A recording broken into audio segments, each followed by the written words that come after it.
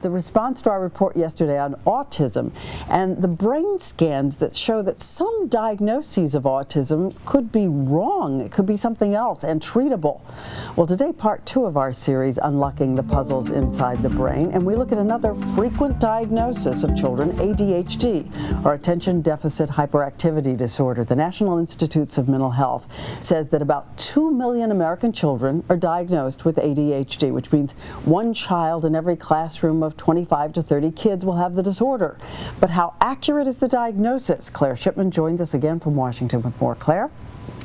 Good morning, Diane. You know, this issue can be so difficult for parents to figure out, is my child simply a little hyper, rambunctious, or does he or she really have an attention issue or ADHD? The same doctor we talked with about looking inside the brain for autism thinks you can look inside the brain for answers to attention issues as well.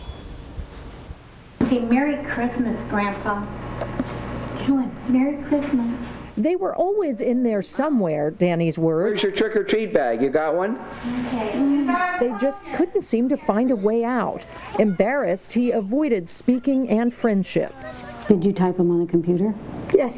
Danny's grandparents, who've been raising him and his sister Megan since their mother died, say the school system recommended speech therapy and patience. And they kept saying, oh, he'll grow out of it, he'll grow out of it. But he never did. He'd cry a lot and say, I don't like my life, I don't like what I'm doing, I don't want to go to school. How is school? They went to see Dr. Fernando Miranda, who told them something unusual. Look inside the brain. What would I like for my child to have if I were to be in that sort of position? Danny got wired up like new patient Megan Jensen to study the electrical output of his brain with a quantitative EEG. He also had an MRI, brain imaging, and a long intensive IQ-like test. There were a lot of surprises. This child's IQ was 138, and that's huge. That's so bright. And the electrical patterns? Normally you'd see a little bit of red here. Red here, here, and here, and he what just does that doesn't mean? have it. That he's not perceiving speech in the superior temporal gyrus. An auditory processing issue. His brain wasn't understanding speech correctly. Not a standard speech issue. His years of therapy off target. And This is the fast activity? This is the fast activity here. these squiggly lines a sign he's likely to have ADHD. Yes, that's right. Many doctors now believe you can literally see with an EEG whether a child may have an attention problem. This activity in the frontal lobe shouldn't even be here. Dr. Miranda says it's one tool that helps to give a complete picture. The areas of the brain that are involved in attention deficits are many. And unless you know which one specifically is the one that you are addressing, that it's not functioning very well, you cannot prescribe the right medication for it. For Danny, it means puzzle solved in ways his grandparents never would have guessed. He wasn't a hyper child at all. Now on ADHD medicine and with specific therapy for his decoding problem, he has a lot to say. I didn't really like learning, and I thought it was boring. And now, what do you think now? It's kind of fun. He got 9 outstandings on his report card. 9!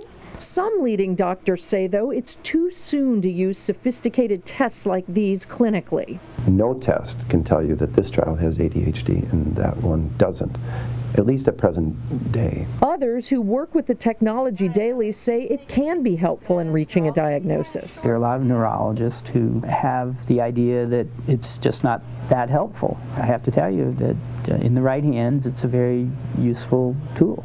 Jan Jensen, a nurse, brought all 3 of her children here for testing, worried about attention issues but not happy with her family practitioner suggesting Ritalin with no tests. Lindsay's distracted. Megan's been having trouble reading, but she's especially worried about Zach.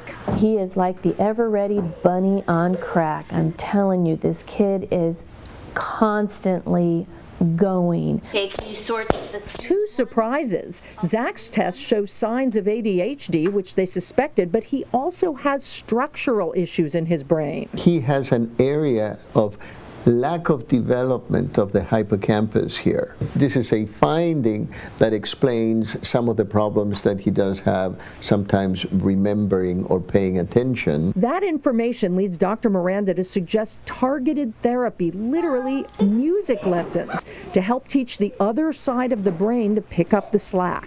And Megan, no signs here of attentional or other brain issues. Dr. Miranda suggests simply helping her with her reading. Without this puzzle piece, Megan would likely have been put on medication. You truly understand what you're looking at and what's going on in your kids' heads. And for Danny, looking inside his head literally opened up his future. Are you okay? Yes, I am. Now again, nobody is suggesting that using MRIs or EEGs alone can diagnose attention problems, but merely that they're a useful tool in trying to triangulate some of these issues, Diane. But Claire, if they're helpful at all, why doesn't the entire medical community endorse it? Believe me, I've been asking that for 2 months. Here's what I've found out. They're complicated tests. Not that many people know exactly how to use them.